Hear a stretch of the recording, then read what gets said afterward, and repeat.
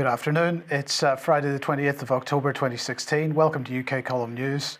I'm your host, Mike Robinson. And joining me today is David Scott. Welcome to the programme, David.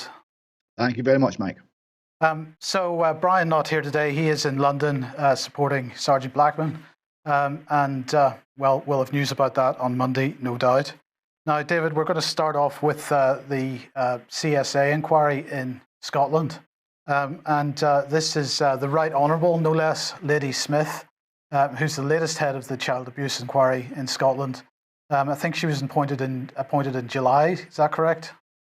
Yes, that's right. After the previous head resigned under huge pressure from the Scottish Government, which seemed to be a trumped-up character assassination attempt, and one of the other three members of the panel running this inquiry also resigned, citing government interference. So Lady Smith is the latest person to head up the inquiry, and it's a very interesting name, known to anyone who's followed the Holly Gregg case, because she had a hand in the appalling treatment of Robert Greene at the hands of the Scottish judiciary. So you wrote to her then? Yes, I mean, we pointed out when Robert was sentenced, there was an outrageous, bigoted and anti-English outburst from the judge in the case, the Sheriff Principal Edward Bowen, and this showed prejudice, but was entirely omitted from the official court records. Robert took this as a complaint, and Lady Smith oversaw the complaint. She interviewed Robert. She interviewed Sheriff Principal Bowen and his clerk, but none of the witnesses who were in the court and who heard the outburst. She wouldn't talk to any of them. The official court record didn't show that the offending statements had been made, and although the entire proceedings were recorded, Lady Smith said that she'd listened to the recording and that the phrase was not there, but she wouldn't let Robert listen to the recording. So it was all very unsatisfactory. We had multiple witnesses who all reported hearing more or less the same thing. Not necessarily word for word the reports came in, but they were almost identical, and it was all to do with Robert's nationality and how dare you come up to Scotland and tell us how to run our justice system. We know how to run the justice system in Scotland. And these comments were stricken from the record, as they would have been grounds for appeal. So we asked Lady Smith for comment on this and how we can trust her to inquire into child sexual abuse when we couldn't, apparently, trust her to inquire into the mistreatment of a campaigner against child sexual abuse. This was the detailed response we got. So there we go. Hi, David. Hi, David. It's not very formal. Hi, David. A spokesperson for the Scottish Child Abuse Inquiry said, quote, "It would not be appropriate to comment on individual cases. Thanks, So there you Heather." are, fully informed, as always in Scotland. We run a transparent government, and providing it's one of three phrases, you can be fully informed. Yes, indeed. Right. Well, look, sticking with children at least, the French. According to the Telegraph here, France rebukes Britain over plight of children left stranded after destruction of the jungle camp at Calais. They're saying that between 100 and 200 children spent the night in a makeshift school at the edge of the jungle after sleeping rough the previous night. Bernard Cazeneuve, who's the equivalent of Amber Rudd, the French, so he's the French Home Secretary. He told Amber Rudd that he wanted to stress the need for children who remain in Calais to be properly protected. David, we've been highlighting on this programme for quite a number of months that to bring them to Britain doesn't guarantee that they will be properly protected. Does Scotland have a better reputation for this? Clearly not. And neither does anywhere in Europe. I was seeing reports were coming in from Greece, where some of the child refugees and migrants are on the street involved in prostitution. And you fear for their safety, either in Britain or in France, but particularly in Britain, would they end up in the same horrible situation? Look, it's increasingly clear to me that what's going on here is an industry being established which is running along the same type of business model as the drugs industry. So we've got this notional ban on drugs from governments, while in the meantime, governments directly benefit from the trafficking of drugs. The same thing seems to be happening with people increasingly. So we've had an announcement from the Ministry of Defence in the last day or so that they're going to send troops over to Libya to train Libyan patrols off the coast of Libya to try to prevent people being trafficked through Libya. But of course, this is exactly the same kind of scenario. Underinvestment, deliberate underinvestment in what you might call enforcement, while in the meantime, the trade continues, and in this case, it's a trade in humans. It hasn't worked for drugs. It's not going to work for this either. At least it depends on your point of view, of course. The intention is that these people continue to be trafficked. Well, the war on drugs has been horrendous, and in the case of drugs, it's most certainly been government intervention that's promoted it, both in terms of overseas and poppy growing areas, and in the trafficking of drugs, particularly into America, where drugs were coming in and guns were going out, and they were getting American kids hooked on heroin and cocaine and crack in order to fund illegal wars overseas. It was just as cynical as that. And it's become such a huge industry that without the liquidity that it brings, the entire banking system, Wall Street, etc., would likely collapse. So it becomes an essential component of our corrupt system that we live under. Yeah. And therefore, it keeps manifesting itself generation after generation, and nobody really does anything to stop it. To consider human trafficking becoming something on that scale is truly horrendous. Indeed. Well, here is Filippo Grandi, who is the UN High Commissioner for Refugees, and he's highlighting the word invisible. He says it's the word most commonly used to describe what it is to be without a nationality. And what he's doing is promoting this campaign from the UNHCR, hashtag I belong. Today, 10 million people around the world are denied a nationality. They often aren't allowed to go to school, see a doctor, get a job, open a bank account, buy a house, or even get married. You can help change their lives. And it says the main reason people are stateless is because of discrimination, because of their ethnicity, because of their religion, because in some countries women cannot pass their nationality on to their children. We believe it's time to end this injustice. With enough courage, we know it's possible. Governments can change their laws and procedures and give stateless people their rights and a place to belong. Within 10 years, we can ensure everyone has a nationality, because if we don't, this injustice is going to get worse. And, I thought it was a little ironic that the United Nations, which is working so hard to abolish the idea of sovereign nations, is now demanding that people belong to them. But you pointed out the graphic on the right-hand side of this. Yes, the logo, when you look at this, I belong, and the man's crouching down pretending to be a globe. So it seemed to me to be saying I belong to the globe. It's a unitary planet-wide identity and belonging that seems to be suggested there, even though they are talking, you're quite right, at least on the surface, about nation states. Yes. Okay. Well, moving on then, we'll have a look at the No to Name Person scheme in Scotland. And this from on the No to NP blog, Swinney accused of snubbing concerned parents and constituents. Yes, he was, and people were asking to meet him and to discuss. He went public and said, "We want to have a discussion. We want to consult widely. It's going to be an enormous consultation, and but we don't want to consult with people who don't agree with us. You have to agree first in order to be included in the consultation." So some concerned parents wrote to him and asked him for some time to meet and discuss the issues that surround the named person. And the following letter was the less than bold reply. And we see here reference again to we are only willing to talk to people who accept the sovereign will of Parliament, essentially. So it's the divine right of Parliament rearing its ever uglier head again. And the sovereign will of the people is irrelevant because Parliament has spoken. And that is what we are being told, without the hint of a smile, is democracy.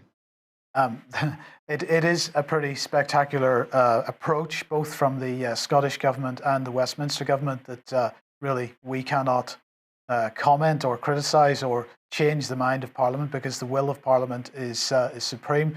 And in fact, if we go to court in order to try to force them to behave in a particular way, well, the court can be ignored as well.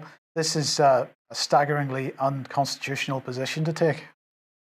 It is. It's an example of the fact that there's a big difference between liberty and democracy, and democracy can be, in some circumstances, a great threat to liberty, and that's what we're seeing, I think, very widely across the Western world, and particularly in Scotland at the moment.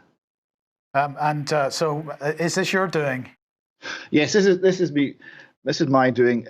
I'm pointing out here. This is a quote taken from the first Terminator film, and he was saying it's a Swinnerator, and understand that Swinnerator is out there.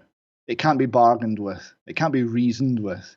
It doesn't feel pity or remorse, and it absolutely will never stop ever until your God-given inalienable rights are dead. Yes. And that's what it feels like to be governed by this particular approach. Now, on a happier note, the No to Name Person campaign was nominated for political campaign of the year in the Scottish Political Awards 2016. Can you imagine how much fun that would have been to attend, Mike? I'm sure you're really gutted not to have been there. Headlines from the awards, the Conservatives lifted a lot of prizes. The only one the SNP won was the Business in Politics Award, sponsored by the Royal Bank of Scotland. So you can conclude from that what you will. And No to Name Person campaign won political campaign of the year, quite rightly. Got a somewhat frosty reception from the nationalist politicians in the room, and an even frostier reception from the Nationalist and Green Party hacks on Twitter, who have gone completely savage. What did they win? They won a little trophy based on the saltire with a text on it that says "Political Campaign of the Year." And we can see some photos from this if we go to the No to Name Person website, can we? I'm sure there'll be photographs up. They're certainly up on Twitter already. And this just to give you an idea of the sort of response, a nasty fact-free campaign wins award. Well done, panel. A campaign to try and stop children having the right to be safe and having a voice gets awarded. Abusers must be delighted. Well effing done, writes one. And there's a lot of this. So what we're finding is that there's a polarisation in Scotland, and the name person is at the heart of it. And the polarisation is between those who love Big Brother and those who love liberty. And it's going to be quickly time to pick a side. Yes. Well, in the meantime, Police Scotland, you've been writing to them as well. I'll read this out in a second, but just give us a little bit of background to this. Well, this was courtesy of some of the background discussions that go on surrounding the UK column. And John Hurst, your excellent and enormous English policeman, is always putting forward very interesting bits of information. And he outlined the recent and very helpful Act of Parliament that governs corruption in the police, and states very clearly what the requirements are and very clearly what the sanctions are in England and Wales if a policeman acts in a corrupt way. So you've written to them and you've pointed this out and said in England and Wales, the Criminal Justice Act 2015 applies.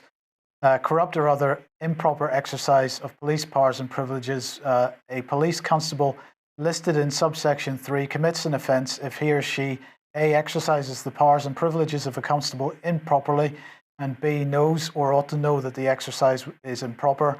And section 2.2 says, a police constable guilty of an offence under the section is liable, on conviction, on indictment, to imprisonment of a term not exceeding 14 years or a fine or both. And you asked, could they please advise of the equivalent statutory provisions covering Scotland, and you ask could they also advise on Police Scotland's understanding of the common law crime of breach of duty and how it affects the conduct of police officers? So I thought that was quite clear, and I had high hopes for a detailed response. And several months went past, and this is what we got. Well, it is a very detailed response. It's not for him, as solicitor to the Chief Constable, to offer members of the public legal advice. Yeah, he said we looked into this in great detail for you, and after much deliberation involving several departments, the senior solicitor has provided the following response, and the response is, please ask the Citizens Advice Bureau. So from this, I must conclude that Police Scotland are not at all clear as to what the law is regarding misconduct and corruption. But we will keep digging, and hopefully we'll have more on that later. Yes, okay. Now, the Highland investigation, you had a meeting in the Royal Highland Hotel last week. How did it go? It was very good turnout, very interesting conversations, which lasted for quite a few hours, extremely worthwhile. So thank you for everyone who came along to that. Now, just briefly, for anybody that's coming on this for the first time, just remind us what it is you're wanting to achieve with this. Highland Council has been held up as the testing ground for named person and for the whole GERFEC approach, which surrounds every aspect of the state interacting with children and families, and has been held up as a wonderful success. Right, and sorry, GERFEC is getting it right for every child? Getting it right for every child, yes.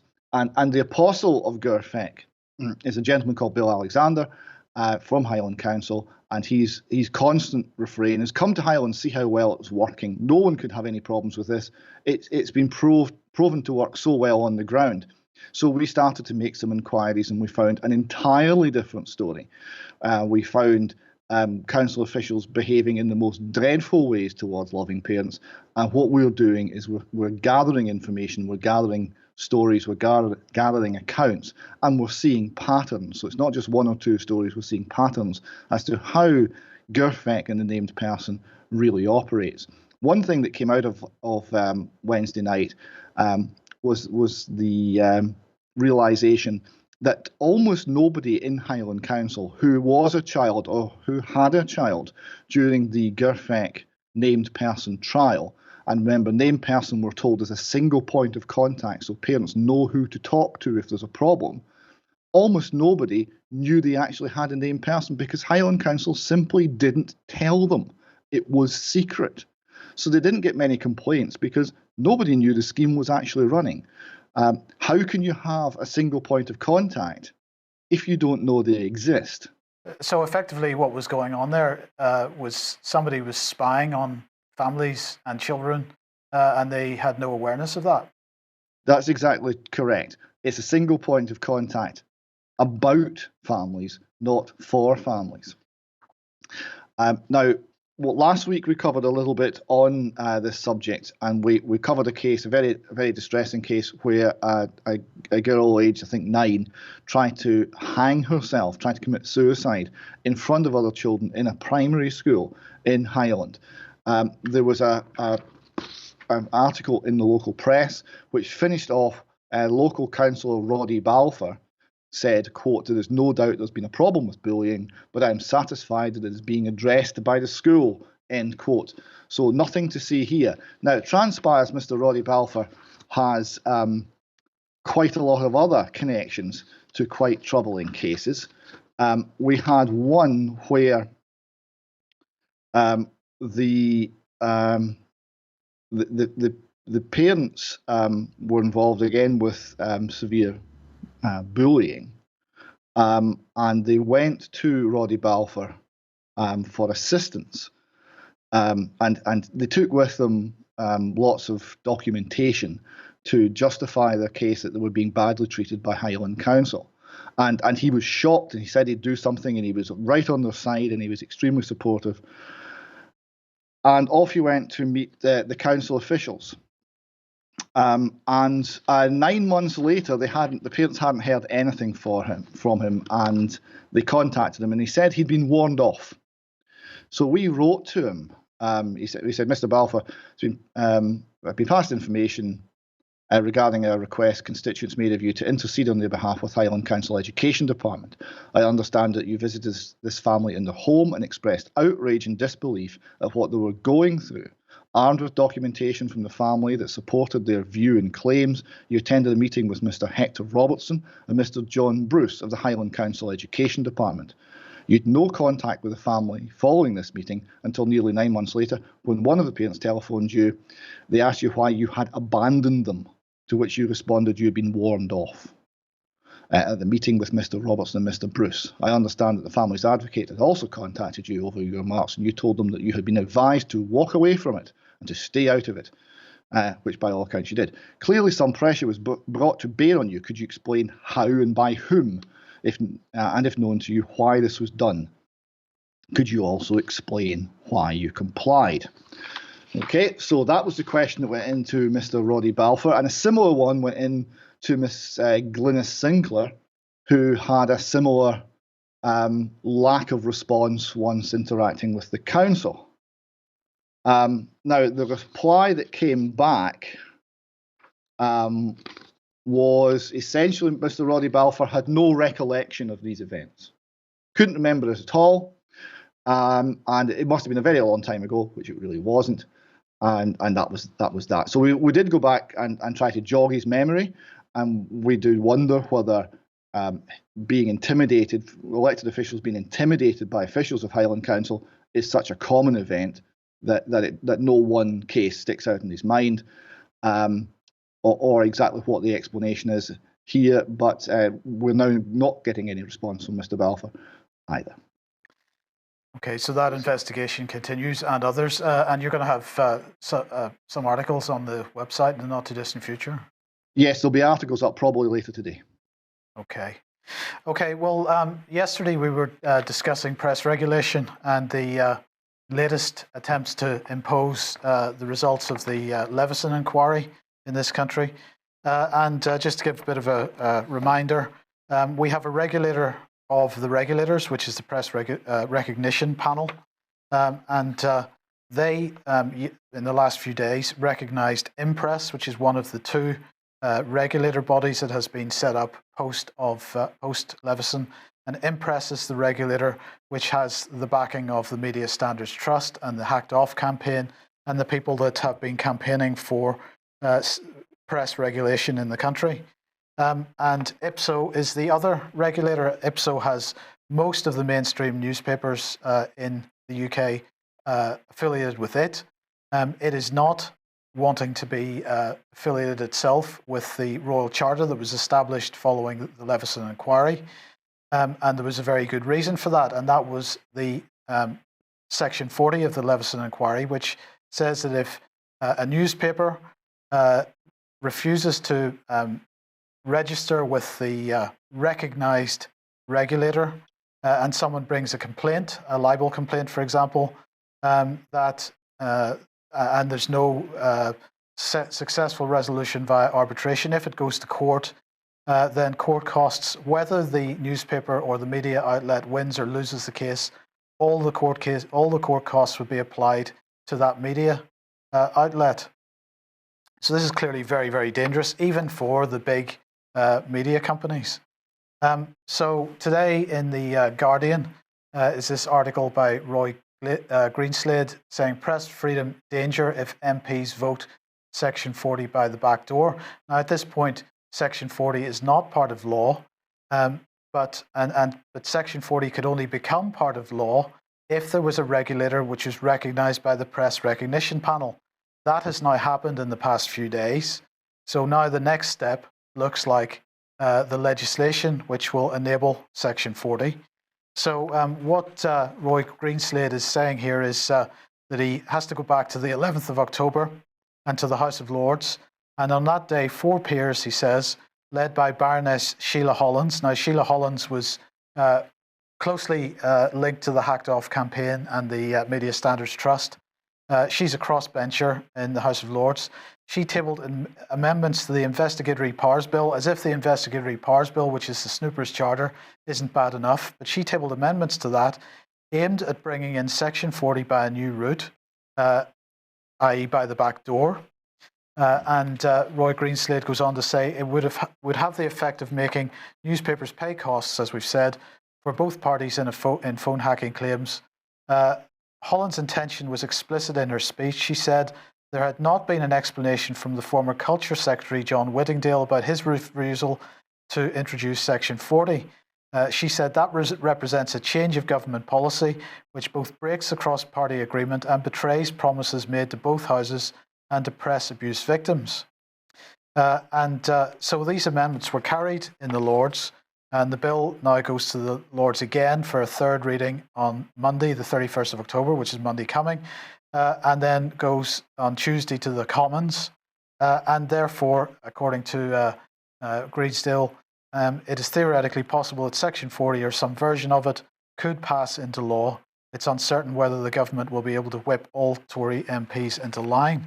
So now he then goes on to present a scenario. A person makes a legal complaint about a story.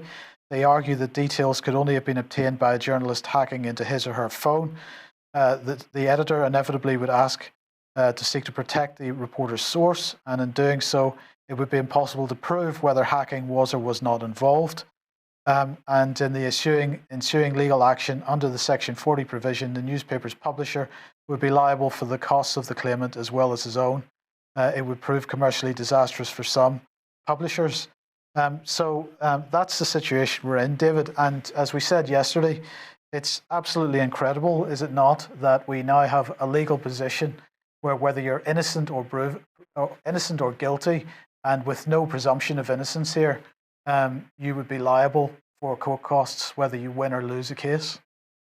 Another example of the presumption of innocence being eroded in this country, as it has in numerous times in numerous ways, and an attack on press freedom, which is absolutely fundamental. The correct relationship between the press and politicians should be the same as the relationship between a dog and a lamppost. And you don't want them to be too close. You don't want the press to be cowed. And you certainly don't want the press to be capable of being bankrupted whenever they offend the wrong people. They're paid to offend the wrong people. Yes. So, many people would suggest, well, what difference does it make? Because we don't have a free press as it is. I actually don't agree with that. What are your thoughts on that point of view? A lot of the stuff, I mean, you've got to sort the wheat from the chaff, but there's a lot of good stuff done by the mainstream media. I mean, an awful lot of the stories we cover, that's where they arise. The press, for all its faults, could be an awful lot worse. It's a lot freer than it might be. It's in decline, certainly, but there's a lot of good there that's worth saving. And this would be one of the final nails in the coffin, I think. Yes. Okay. Well, look, let's move on to international issues. The Bundy situation in Oregon. The armed occupiers of Oregon Wildlife Refuge acquitted. So they have been acquitted. The France 24 article here says a group of armed protesters who led a takeover of a remote wildlife refuge in the western U.S. state of Oregon were acquitted by a jury of felony charges on Thursday. The 7 anti-government militants, including brothers Ammon and Ryan Bundy, faced charges of conspiring to impede federal employees at the Malheur National Wildlife Refuge through intimidation or force. Now, I'm not going to say too much about this because I haven't had a chance to speak to Patrick Henningsen, who knows more about this than I do. But nonetheless, what was interesting, there are 2 issues here. Interesting that they've been found innocent, but I'm asking myself, why have they been acquitted? Well, perhaps some of the media coverage of this gives us a clue. This tweet coming out from Raw Story here: acquittal of the Bundys is proof of racial double standards and a green light for right-wing terrorism. So all of a sudden, we're bringing race politics into this. We're bringing suggestion that people that are standing up for constitutional issues in the United States are right-wing terrorists, domestic terrorists. But it's not just in the United States that this kind of rhetoric is going on, because this is it's a bit ironic after you just having praised the mainstream media to a certain degree, David, but this is the Independent this armed gang. I never praised the Independent. No, okay. This armed gang who raided federal land were just found not guilty. Now imagine they weren't white. Now this article goes on to describe the court case. It goes on to describe the verdict. It doesn't make any further reference to black or white in the rest of the article. It's just in the headline, and it's clearly designed to incite tension. So this is probably where the mainstream press lets itself down pretty badly, and frankly, they deserve to be going out of business at the rate that they are. But have you any thoughts on this? Well, when I first saw it, what immediately occurred to me is this is an example of jury nullification of laws which should not be law, which are unlawful, of government overreach, of government saying, we have claimed this land, you cannot graze your beasts on the land despite however long you've been doing it, and we are going to use violence if you resist. And a group of people got together and were successful because of the numbers in deterring the use of violence on the part of the government. The government went the legal route to prosecute them, and they were put in front of a jury of their peers, and the jury of their peers said, not guilty. And is that not our system? Is that not the very protection that makes the common law system, the Anglo-Saxon system, a greater guarantor of liberty than one where everything comes top down from the government in the European fashion? Is that not the game? You're absolutely right. And of course, annulment by jury is probably the most fundamental constitutional right that we have. It's not only a right, it's a jury. It's a duty, sorry. It's something that juries are not told about by corrupt judges. In fact, any judges. It's something that the British law community have been discussing in some of their law blogs in the last several months. And it's something which is going to be front and center of the discussions at the British Constitution Group Conference on the 19th of November in Winchester. You'll be speaking at that, David. Tell us a little bit, not too much now, but tell us a little bit about what you'll be covering. I'll be covering some of the sort of deep history as to who we are as a people and our history of being a people who have loved the law. Okay, good stuff. Right, well, let's go to the United States again. And, Hillary's running mate doesn't seem to be able to draw a crowd. Well, this is quite remarkable. This is a vice president candidate going to a major city in a swing state of Florida with all of the excitement that only the Democratic election machine can generate, and he gets less than 30 people. The general narrative is, of course, that this is already a win for Clinton. It's all in the bag. It may be, it may not be, but there's something wrong here when not only the vice president, but also the president, the presidential candidate, in the case of Clinton, can't get anyone to turn out and even bother listening to what they have to say.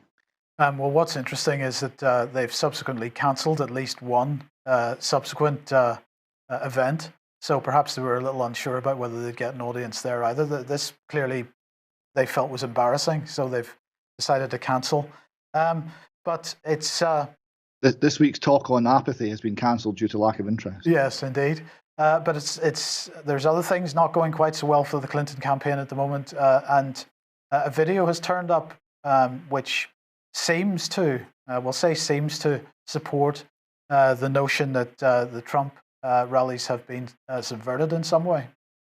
Yes, a series of videos filmed undercover have come to light, have been publicised, and they are devastating. They show crimes much worse than Watergate, and they show an organisation-wide approach to subverting the rule of law, to avoiding electoral law and committing electoral fraud on a vast and systematic scale. It's everything that Nixon was accused of being and doing back in the 70s, but just very much larger. So this first slide here, this is the commissioner of the Board of Elections of New York City, and he was filmed saying, yes, he realizes that people are bussed around between neighborhoods, and that means that they're voting multiple times, and they're being bussed around largely in ethnic minority neighborhoods, so that the people who are paying for the busing can get themselves elected. It's one large gravy train. And this was followed up by Scott Faval, who I understand was a subcontractor for somebody who was employed directly by the Democratic Party. Yes, the way that they get round the fraud and the quite strict federal laws on how elections have to be organised and separation between the candidate and the support is they use overlapping groups of consultants. So although there's no direct contact between people organising nefarious activities on the ground and the presidential candidate, they share the same network of consultants, and the information and instructions moves through them, but largely by word of mouth. So there's no paper records, so that no one goes to jail. And he's explaining here how this works. So that's Scott Faval. Plausible deniability. Yes, sorry, that's Scott Faval, who's working for the national, or he was working for the national.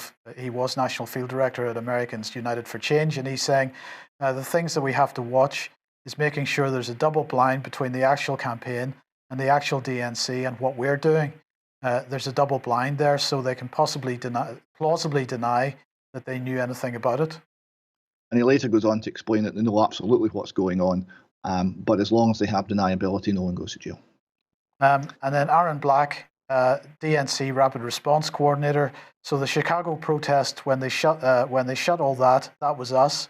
It was more him speaking about a guy called Bob Kramer than me. But none of this is supposed to come back to us because we want it coming from people. We don't want it to come from the party. Yeah, some of the dirty tricks they're using here, they're putting violent agitators into Trump rallies to start fights. The one in Chicago actually closed the rally. Something like 10,000 people turned up to hear Trump, and they were all sent away because it was getting too violent. There was several police officers were injured trying to keep the peace. And they also use other tactics like bird dogging. What bird dogging is they pay people to turn up very early. So if the rally's on at 8 in the evening, they'll pay people to turn up at 6 a.m. To make sure they get to the front of the line. And these people have been trained how to ask awkward questions. So when the candidate comes in and shakes a few hands as he goes in the front door, the hands he's shaking are paid agitators from the other side so they can make him look bad on television. Yes, so Scott Faval here saying, I'm saying we have mentally ill people that we pay to do stuff. Make no mistake, over the last 20 years. And in another section, he's saying it's a very easy thing for Republicans to say, well, they're busing people in. Well, you know what? We've been busing people in to deal with, I won't say what he described them as, for 50 years. And we're not going to stop now. We're just going to find a different way to do it. So I did see a CNN I mean, this really didn't get very much mainstream media coverage. There was a CNN discussion about it, panel discussion. And even CNN had to acknowledge, I think the word they used was damning for the Clinton campaign. Yes, it's horrendous. I mean, it's go to jail, go directly to jail time for quite a number of people here. It's clearly election fraud and a massive dirty tricks campaign, and it's very, very well organised. Yes, and it's all organised to get round the law. And finally, one final comment from founder of the Dream Action Coalition, saying absolutely, absolutely, to a comment from a journalist saying, because this is technically, voter fraud. Yes, the journalist first says, you won't tell anyone, will you? He said, no, because it's voter fraud. Yeah, absolutely, we won't tell anyone. No, yeah. So they know. I mean, they know it's illegal, and it's not stupidity. It's not ignorance of the law. Not that would be an excuse. It's completely corrupt. Yes. Now, of course, CNN, as I say, did have a panel discussion about this, but one of the tactics that they attempted to use was to discredit the person who had put this stuff out. Now, I don't know anything about the person concerned, but they're saying he has a criminal record and all the rest of it. I don't think that's really relevant. And one of the other excuses I saw from Al Sharpton was, well, it's been edited, you know. Right? There's been hours of hidden camera footage. Of course, it's been edited, but it's quite clear what was being discussed there. It's not been edited to distort the meaning. It's quite clear what's been planned. And when you look at the amount of coverage, wall-to-wall coverage in the States, that has been given to say some woman claiming that Trump acted in a threatening manner, inappropriate sexual manner, 15 or 30 years ago on one occasion for which there's no proof. Here we have a damning evidence of political gangsterism affecting the Clinton campaign, and it's had hardly any coverage. It's quite clear where the press are coming down, particularly in the States. There is an agenda, and it's called Elect Hillary. Indeed. Now, look, we're running out of time, David, so I'm just going to move on ahead to Tony Blair, because he, of course, is back in British politics. We don't want him. We'd very much prefer that he's sitting in the International Criminal Court instead. But everybody's so worried about Jeremy Corbyn that they're bringing him back. And he is, of course, commenting on Brexit, the fraud. But nonetheless, he's pretending that it's real. But he's saying that we, as in him and all the other Remainers, are the insurgents now. So he's suggesting that a second referendum is needed to reverse what he described as the catastrophe of Brexit. And he's calling on everybody that voted Remain to get mobilised, to get active. He's saying that Remain voters are the insurgents now. He's urging them to persuade Brexit supporters that the country is better off staying in the European Union. He said that the will of the people should be respected, but, and there's always a but on this, but Remain voters have to believe in people's innate sense that they're also open to a better argument in the light of the facts that may come to light. And he said, but surely we're entitled to try to persuade, to make the argument, and not to be whipped into line to support a decision we genuinely believe is a catastrophe for the country we love. To be honest, I'm speechless as to what to say about this man. He's just a disgrace. You could spend a couple of hours on what is wrong with those few sentences. We don't have a couple of hours. I like the use of the word insurgent instead of underdog. Right? Insurgent is, we're talking about violent activity. That's a strange metaphor to go to, don't you think? Indeed. He went on to say, I'll just put him back on while I read this because his face is so delightful, but he went on to say, the issue is not whether we ignore the will of the people, but whether, as information becomes available and facts take the place of claims, that the will of the people would shift. Are we going to rely on this man for facts? Quite. This is the Nicola Sturgeon defence, of course. Yes, you voted to remain part of the UK, but things have changed. Now, this, of course, is true because the nature of life is things always change. The situation is not exactly identical one day to the next. So this always gives them a chance to come back for more. More goes at persuading the people or bullying the people or scaring the people into doing what they want them to do. This is what we call democracy in the modern world. And it's been very fondly used in Europe on several occasions, particularly with the Irish, where if you don't give the right answer, you will be asked again and put under a certain amount of pressure until the answer aligns with your instructions. Well, I believe that's exactly what's going to happen. But in the meantime, how would we change people's minds on this? Well, we might deploy the financial system to try to change them for us. So this is Bloomberg discussing this. The actual headline to this, which unfortunately is chopped off the bottom of this slide, says, Posen, nothing good can come from Brexit. This is Peterson Institute President Adam Posen discussing Brexit on Bloomberg Daybreak Europe, and of course what has happened. This is what he's talking about. Zero Hedge covering it as well.